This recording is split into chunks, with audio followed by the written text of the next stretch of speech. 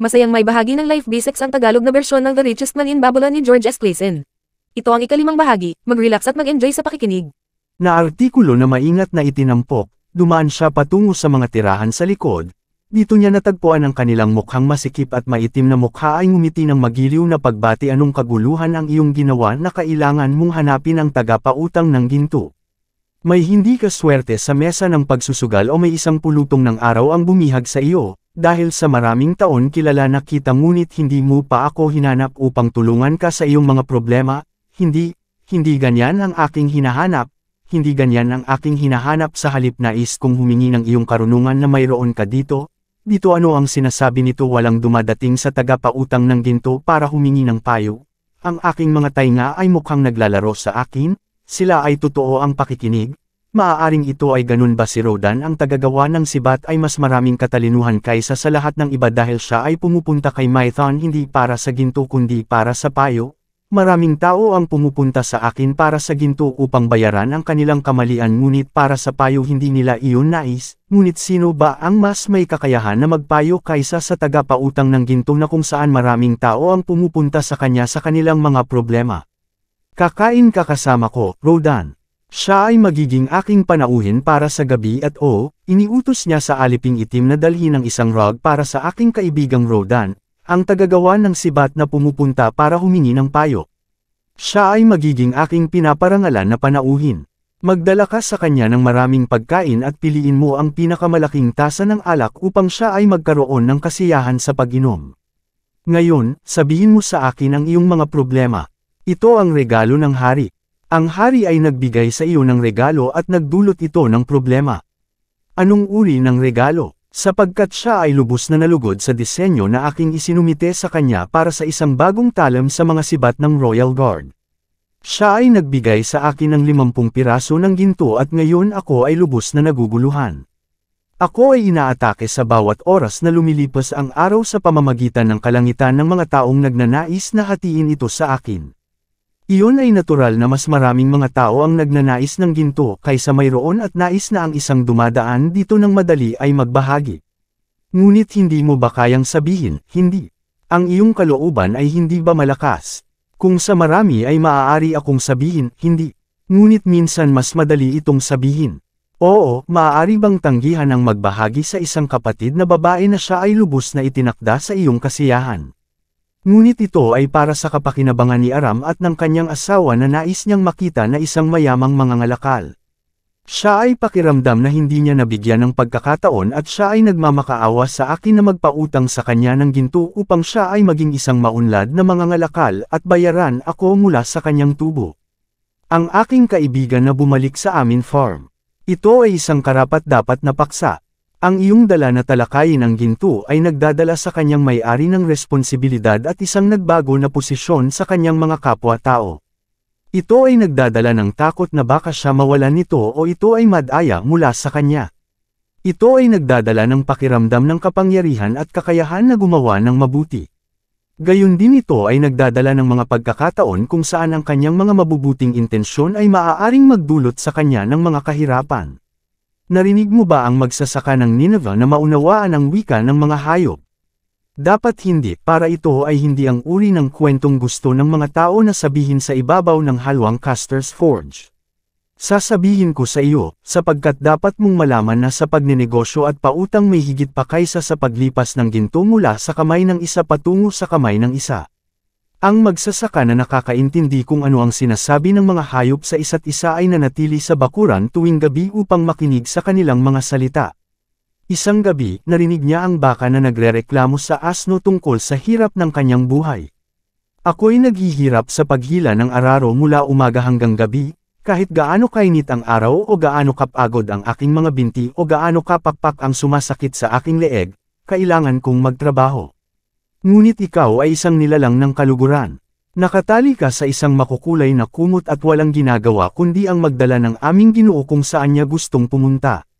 Kapag wala siyang pinupuntahan, ikaw ay pahinga at kumakain ng berdeng damo buong araw.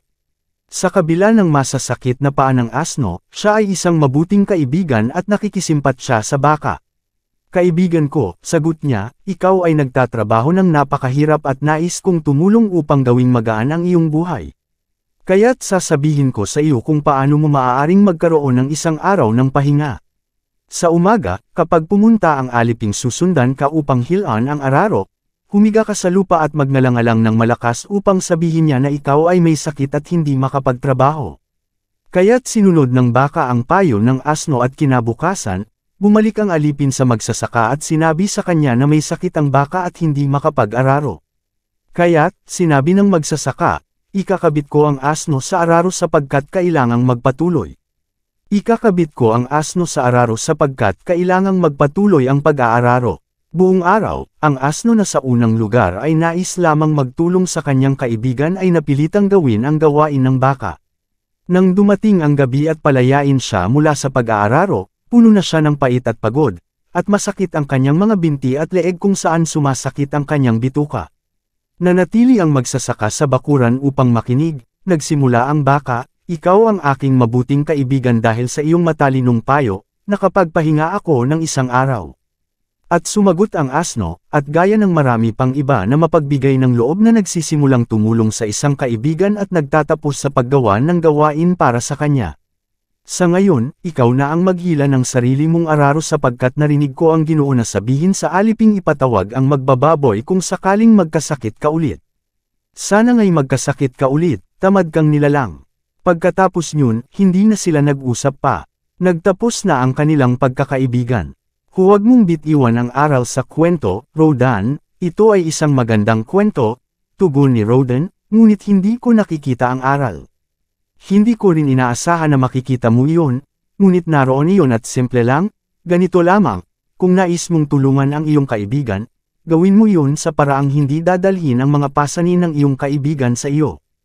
Hindi ko naisip iyon, ito'y isang matalinong aral. Ayoko nang mag-assume ng mga pasanin ng asawa ng kapatid ko, ngunit sabihin mo, marami kang inutang, hindi ba nagbabayad ang mga umutang? Ngumiti si Mython, ngiti ng isang taong mayaman sa maraming karanasan. Ang utang ay maaaring mabuti lamang kung hindi makapagbayad ang umutang, hindi ba't dapat maging matalino ang nagpautang at suriin ng maingat kung ang kanyang ginto ay makakatulong sa isang kapaki-pakinabang na layunin ng umutang at babalik sa kanya o kung ito ay mawawalan lamang ng saysay sa hindi makataong paggamit at iiwan siya ng walang kanyang kayamanan at iiwan ang umutang na may utang na hindi niya mabayaran. Ipapakita ko sa iyo ang mga tanda sa aking kahon ng mga token at hayaan silang sabihin sa iyo ang ilan sa kanilang mga kwento. Nagdala siya ng isang kahon na kasing haba ng kanyang bisig na may takip na kulay pula at pinagagandang disenyo ng tanso. Inilagay niya ito sa sahig at yumuko sa harap nito, parehong kamay sa takip. Mula sa bawat taong pinagkakautangan ko, hinihingi ko ang isang token para manatili sa aking kahon ng token hanggang sa mabayaran ang utang. Kapag binayaran nila, ibinabalik ko ito, ngunit kung hindi nila mabayaran, ito ay laging magpapaalala sa akin sa isang hindi tapat sa aking kumpiyansa. Ang pinakaligtas na mga utang, ayon sa aking kahon ng token, ay sa mga taong ang pag-aari ay may mas malaking halaga kaysa sa kanilang hinihiling. Sila ay may-ari ng mga lupa o mga alahas o mga kamelyo o iba pang bagay na maaaring ibenta upang mabayaran ang utang. Ang ilan sa mga token na ibinigay sa akin ay mga alahas na may mas mataas na halaga kaysa sa utang, ang iba naman ay mga pangako na kung hindi mabayaran ang utang, ibibigay nila sa akin ang tiyak na ari-arian. Sa mga utang na tulad nito, tiyak na mababalik sa akin ang aking ginto kasama ang renta dito sapagkat ang utang ay batay sa pag-aari ng iba. Mayroon ding mga taong may kakayahang kumita, sila ay katulad mo na nagtatrabaho o naglilingkod at binabayaran. Sila ay mayroong kita at kung sila ay tapat at hindi nagsisikap sa anumang kasamaan, alam kong sila rin ay maaaring magbayad ng ginto na inutang ko at ang renta na nararapat sa akin. Ang mga utang na tulad nito ay batay sa tao. Ang iba pa ay ang mga walang ari-arian o tiyak na kakayahang kumita. Ang buhay ay mahirap at laging mayroong mga taong hindi makakapag-adjust dito.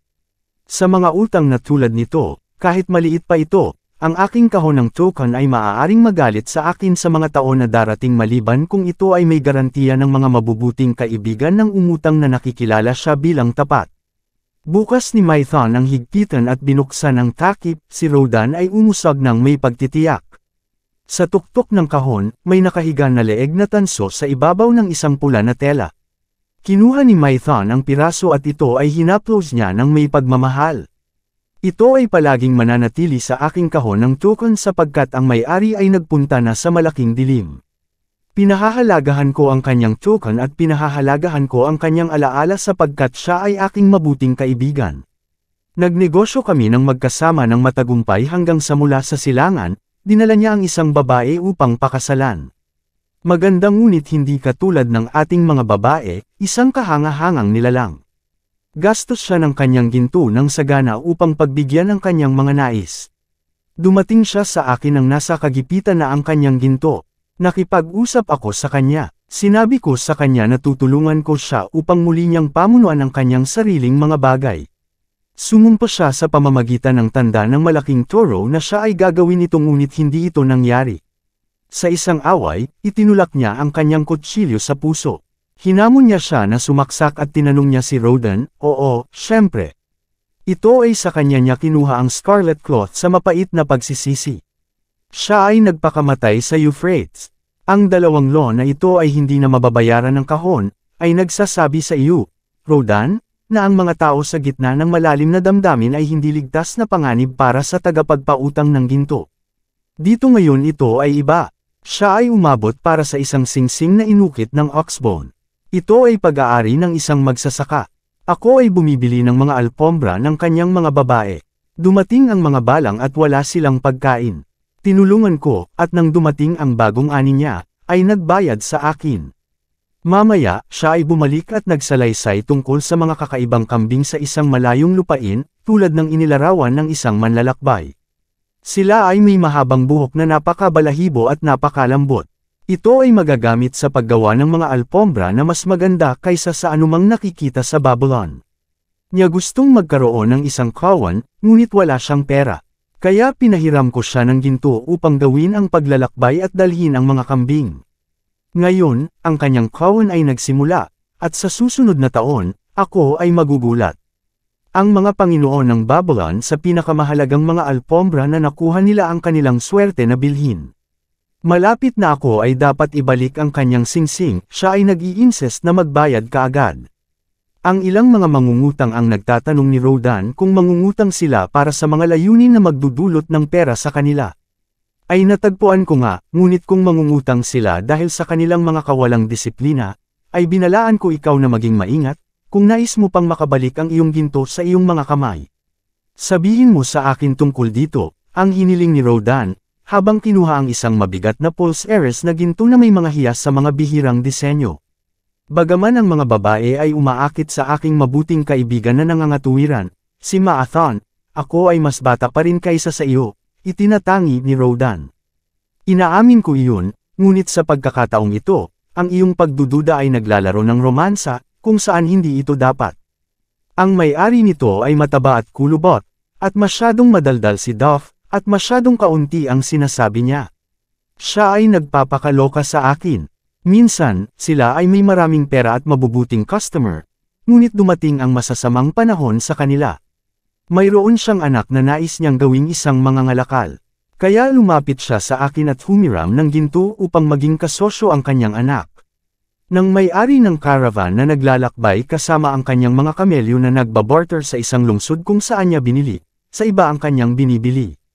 Ang taong ito ay napatunayang isang kawatan, sapagkat iniwan niya ang kawawang bata sa isang malayong lungsod, nang walang pera at walang mga kaibigan. Nananggaling ng maaga, habang natutulog ang kabataan. Marahil, kapag ang kabataang ito ay lumaki na sa kalalakihan, siya ay magbabayad. Hanggang sa wala pa akong rental para sa pautang, maraming pag-uusap lamang, ngunit inaamin ko na karapat-dapat sa pautang ang mga hiyas. Hindi ba itinanong ng babaeng ito ang iyong payo tungkol sa karunungan ng pautang, ngunit siya ay iba ang iniisip. Sa kanyang anak na lalaki bilang isang mayamang at makapangyarihang tao ng Babylon na magbigay ng kabaligtaran, ay upang magalit sa kanya ang isang makatarungan na pagsalansang.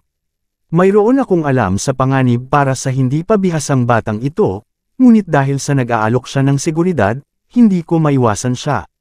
Ito ay nagpatuloy si Mython, na nagwawagayway ng isang piraso ng pak na lubod na nakatali sa isang knot, pag-aari ni Nibitor, ang traidor ng kamelyo.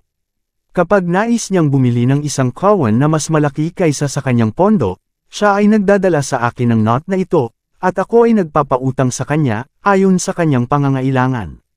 Siya ay isang matalinong traidor. Mayroon akong kumpiyansa sa kanyang mabuting pasya, at maaaring ko siyang mahirap na maraming iba pang mga mangangalakal ng Babylon ay may tiwala sa akin dahil sa kanilang marangal na pag-uugali. Ang kanilang mga token ay pumapasok at lumalabas ng madalas sa aking token box. Ang mabubuting mangangalakal ay isang asset sa aming lungsod at ito ay nakikinabang sa akin upang tulungan sila na mapanatili ang kalakalan na umaandar na ang Babylon ay umunlad. Si Mython ay kumuha ng isang beetle na inukit sa turquoise at itapon ito sa kahambugan ng bog mula sa Egypt. Ang batang may-ari nito ay hindi nag-aalala kung ako ay kailanman makakatanggap ng aking ginto. Kapag siya ay sinaway ko siya ay sumasagot, paano ako magbabayad kapag ang masamang tadhana ay sumusunod sa akin? Mayroon kang marami paano ako makakagawa ang token ay sa kanyang ama. Isang karapat-dapat na tao ng maliit na mga paraan na nagpatibay ng lupa at narinig upang suportahan ang mga enterprises ng kanyang anak.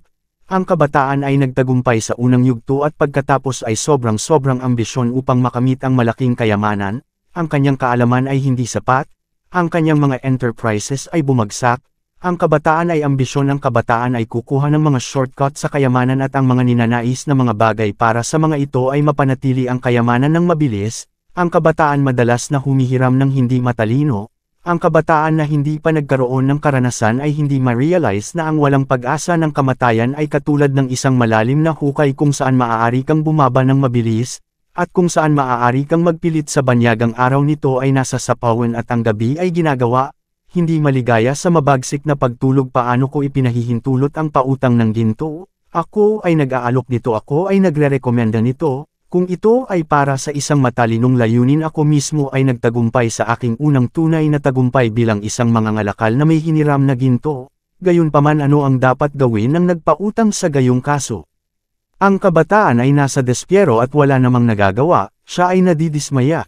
Siya ay hindi nagpapagal, ngunit ako ay tutol na kunin ang lupa at ang baka ng kanyang ama. Sa iyong puso ay umaayon sa akin ng marami na ako ay interesado upang marinig na UZC ni Rodan.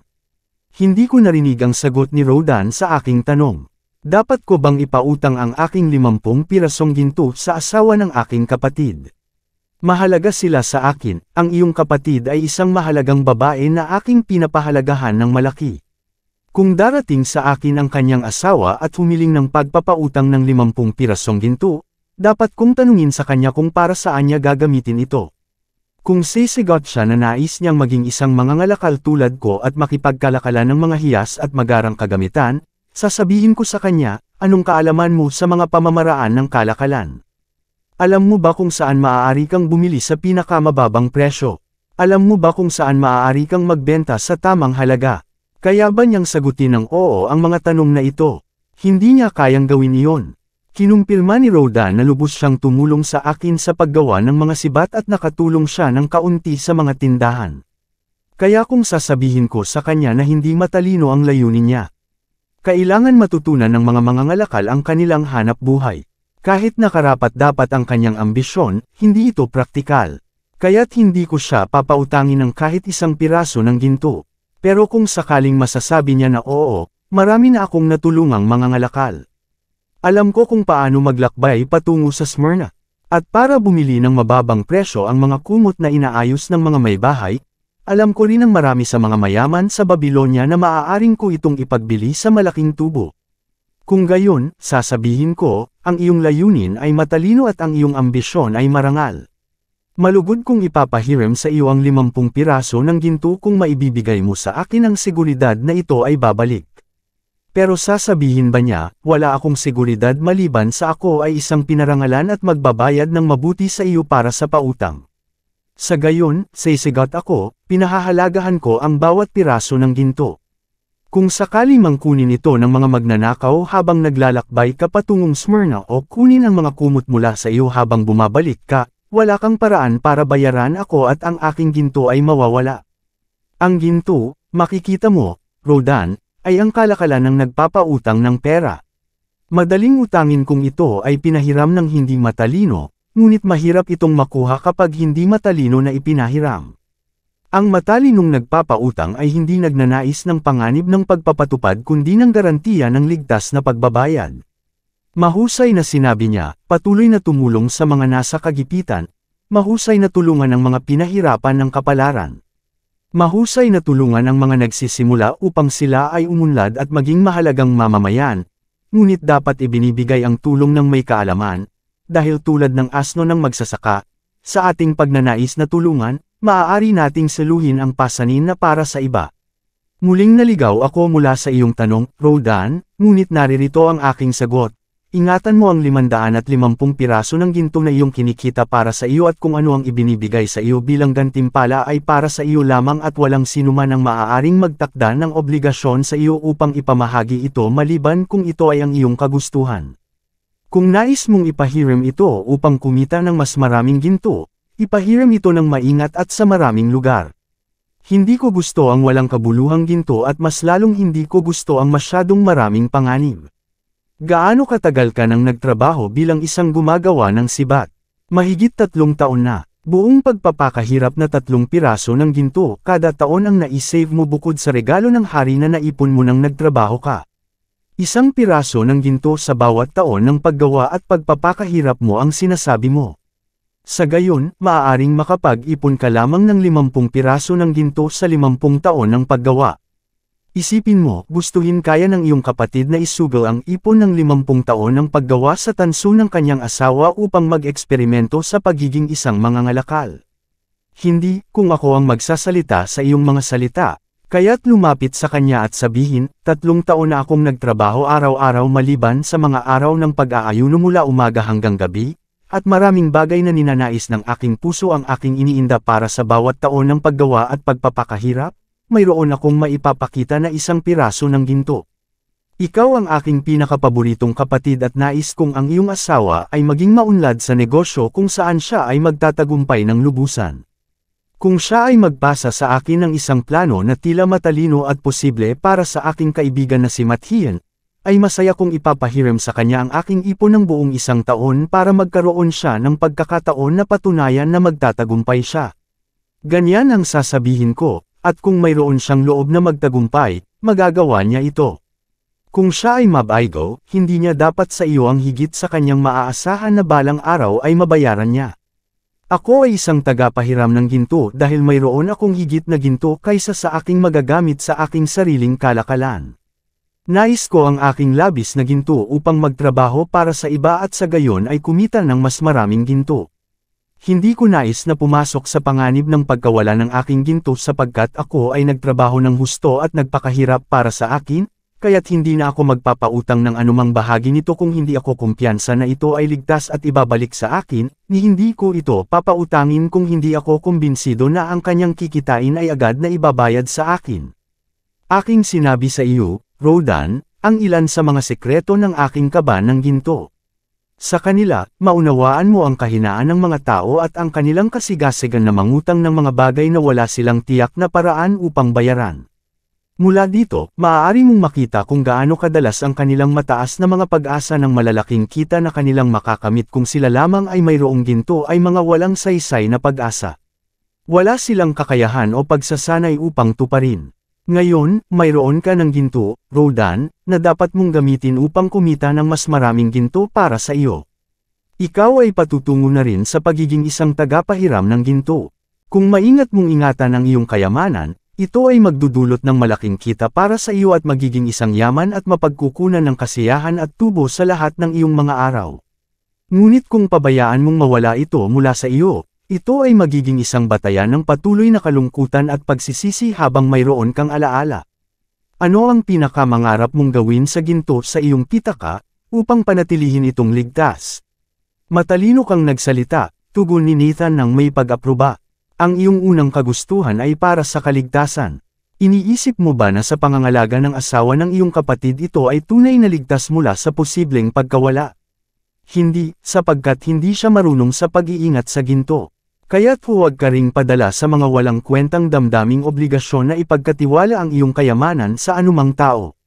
Kung nais mong tulungan ang iyong pamilya o ang iyong mga kaibigan, humanap ng ibang paraan kaysa sa pangganibin ang iyong kayamanan.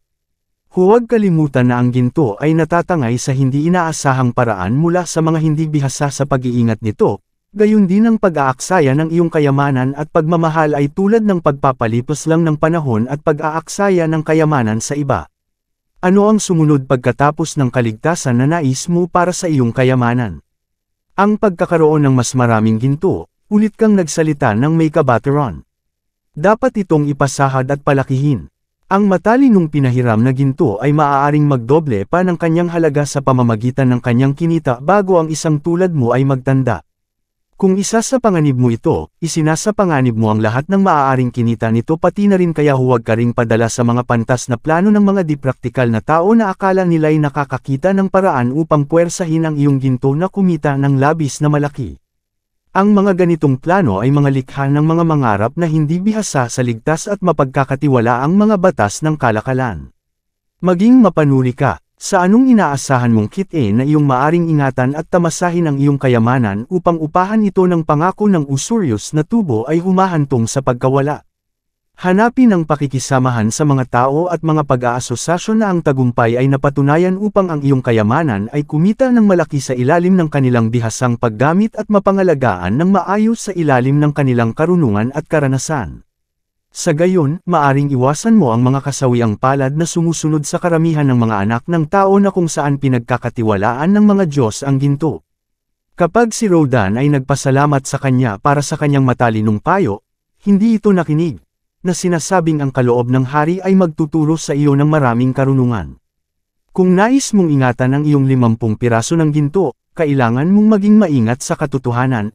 Maraming gamit ang magtutukso sa iyo, maraming payo ang ibibigay sa iyo, maraming pagkakataon na kumita ng malalaking tubo ang ibibigay sa iyo. Ang mga kwento mula sa aking kahon ng token ay dapat na magbigay babala sa iyo bago mo hayaang umalis ang anumang piraso ng ginto mula sa iyong pitaka. Siguruhing may ligtas na paraan upang makuha ito muli. Kung nais mo ang karagdagang payo ko, bumalik ka muli, ito ay ibinibigay ng malugod bago ka umalis. Basahin ito na aking iniukit sa ilalim ng takip ng aking kahon ng token. Ito ay parehong nag-a-apply sa mangungutang at sa mangungutang, mas mabuti ang kaunting pag-iingat kaysa sa malaking pagsisisi. Kabanata 7, ang mga pader ng Babilonya, sina Bansar, ang mga matapang na mandirigma ng ibang araw, ay nagbabantay sa daan patungo sa tuktok ng sinaunang mga pader ng Babilonya. Sa itaas, ang mga matapang na tagapagtanggol ay nakikipaglaban upang panatilihin ang mga pader. Dito nakasalalay ang kinabukasan ng malaking lungsod na ito na may mga daan-daang libong mamamayan. Sa ibabaw ng mga pader, dumadating ang sigaw ng mga nang-aatake, ang ungol ng maraming lalaki, ang pagtataksil ng libu-libong kabayo, ang nakababingi na tunog ng pagpalo ng mga tanda ng pinto ng tanso sa kalsada sa likod ng gate. Nag-aabang ang mga spearmen upang ipagtanggol ang pasukan sakaling biglang bumigay ang mga gate. Sila ay kakaunti lamang para sa gawain. Ang pangunahing hukbo ng Babilonya ay kasama ang kanilang hari, malayo sa silangan sa isang malaking ekspedisyon laban sa mga Elamita. Wala mang pag-atake sa lungsod na inaasahan sa kanilang pagkawala. Ang mga puwersa ng pagtatanggol ay maliit. Bigla mula sa hilaga, ang mga makapangyarihang hukbo ng mga Asiryano ay sumalakay at ngayon ang mga pader ay kailangang tumagal o ang Babilonya ay walang pag-asa. Sa paligid ni Bansar ay may mga malalaking pangkat ng mga mamamayan na may maputlang mukha at takot, nangangailangan ng masigasig ng balita tungkol sa labanan na may hinihimlay na pag-asang sila'y mapanatili. May katahimikan, nakikita nila ang agos ng mga sugatan at patay na dala o lumalabas ng daanan. Dito ang mahalagang punto ng atake pagkatapos ng 3 araw ng pag-ikot sa paligid ng lungsod. Bigla ang kaaway ay nagbigay ng malakas na lakas laban sa seksyon na ito at sa gate na ito. Ang mga tagapagtanggol mula sa tuktok ng pader ay nakipaglaban sa mga plataporma ng panikilang at mga hagdan ng nagsasalakay na may mga araw na nagniningas, burning oil, at kung ang ilan ay nakarating sa tuktok, mga sibat laban sa mga tagapagtanggol. Libu-libong mga tagapanag ng kaaway ang bumuhos ng isang mapanirang salvo ng mga arrow. Si Bansar ay mayroon ang pangunahing punto para sa balita. Siya ang pinakamalapit sa kaguluhan at unang nakakarinig ng bawat bagong pag-address ng mga nagpapakalabang nagsusugid na tagapagtanggol. Isang matandang mga ngalakal ay yamakap sa kanya. Ang kanyang mga nanginginig na kamay ay humihinang nagsasabi, "Sabihin mo sa akin, sabihin mo sa akin." Nakikiusap siya. hindi sila makakapasok. Ang mga anak ko ay kasama ang mabuting hari, wala na sino mang magtanggol sa aking matandang asawa, ang aking mga kalakal ay nanakawin nila lahat. Ang aking mga kalakal ay nanakawin nila lahat ng aking pagkain, ay wala na silang iiwan. Tayo ay matanda, masyadong matanda na upang ipagtanggol ang aming sarili, masyadong matanda para sa mga alipin, magugutom kami, mamamatay kami. Sabihin mo sa akin hindi sila makakapasok, patahimikin ang iyong sarili, mabuting mga ngalakal, ang mga pader ng Babilonya ay matibay. Bumalik ka sa bazar at sabihin mo sa iyong asawa na ang mga pader ay magtatanggol sa iyo at sa lahat ng iyong ari-arian na gaya ng pagtatanggol nila sa mga kayamanan ng hari. Manatili ka malapit sa mga pader upang hindi ka matamaan ng mga pana na naglilipad sa ibabaw ng iyo. Isang babae na may sanggol sa kanyang bisig ang kumuha ng pwesto ng matandang lalaki habang umuurong ito. Sarhento, anong balita mula sa tuktok? Sabihin mo sa akin ng totoo upang maaliw ko ang aking dukha. Kung asawa siya ay may lagnat mula sa kanyang malubhang sugat, ngunit pinipilit niyang magsuot ng kanyang armas at kanyang sibat upang ipagtanggol ako. Ikaw na may kasamang anak na babae, ay sabi niya ay masama ang mangyayari kung sakaling pumasok ang aming mga kaaway. Maging mabuti kang tao, ikaw na ina na at muling magiging ina. Ang mga pader ng Babilonya ang magtatanggol sa iyo at sa iyong mga sanggol. Sila ay mataas at matibay.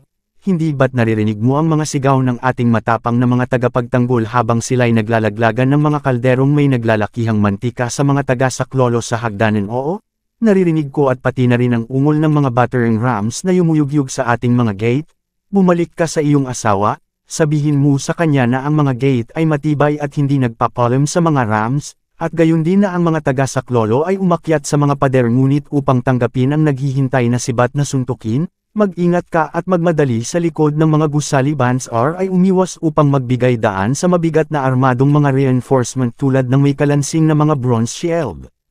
At mabigat ang kanilang yapak na dumadaan sa isang maliit na babae na humawak sa kanyang sinturon. Sabihin mo sa akin, sundalo, ligtas ba tayo? Pakiusap niya, narinig ko ang mga nakakatakot na ingay, nakikita ko ang mga taong nagdurugo. Takot na takot ako, anong mangyayari sa aming pamilya, sa aking ina, maliit na kapatid, at sa sanggol. Tumango ang matandang mandirigma at itinutok ang kanyang baba habang tinitingnan ng bata. Huwag kang matakot, maliit na isa, pinatibay niya ang loob niya. Ang mga pader ng Babilonya ang magpoprotekta sa inyo, sa inyong ina, maliit na kapatid, at sa sanggol. Para sa kaligtasan ng mga katulad mo, itinayo ni Ginang Samiramas ang mga ito higit sa 100 taon na ang nakalilipas. Hindi pa sila kailanman nag-iba. Bumalik ka at sabihin mo sa iyong ina, maliit na kapatid, at sa sanggol na ang mga pader ng Babilonya ang magpoprotekta sa kanila at hindi nila dapat katakutan. Araw-araw, matiyagang nakatayo ang mga matandang mandirigma sa kanilang posisyon at nagmamasid habang pumupuno ang mga pag-uugnay sa kung saan manunudyas. Sila'y mananatiling lumalaban hanggang sa sila'y masugatan o mamatay at bumaba sa kanyang post. Araw-araw, ang mga nasasaktang manlulupig ay nagtambak sa harap ng pader. Bawat gabi, dinala sila at inilibing ng kanilang mga kasamahan. Sa ikalimang gabi ng ika-4 na linggo, bumaba ang ingay sa labas. Ang mga unang sinag ng araw ay nagpakita sa malalawak na kapatagan na may malalaking ulap ng alikabok na inilipad ng mga umuurong na hukbo. Ang malakas na hiyaw ng mga tagapagtanggol ay hindi maliwanag ang kahulugan. Ito ay naulit ng mga nag-aabang na tropa sa likod ng mga pader. Ito ay naisalin ng mga mamamayan sa mga kalye. Ang takot na naiipon sa mga linggo ay sumabog sa mga taong masayang kumakanta mula sa tuktok ng mataas na tore ng templo ni Bel. Lumabas ang mga apoy ng tagumpay, umakyat ang usok na kulay bughaw sa itaas upang dalhin ang mensahe sa malayo at malapit. Muli na namang tinanggihan ng mga pader ng Babilonya ang makapangyarihan at Maraming salamat sa pagsubaybay ng The Richest Man in Babylon ni George S. Clason. Huwag kalimutang mag-subscribe para maging updated ka sa mga magagandang kwento dito lang sa Life Basics.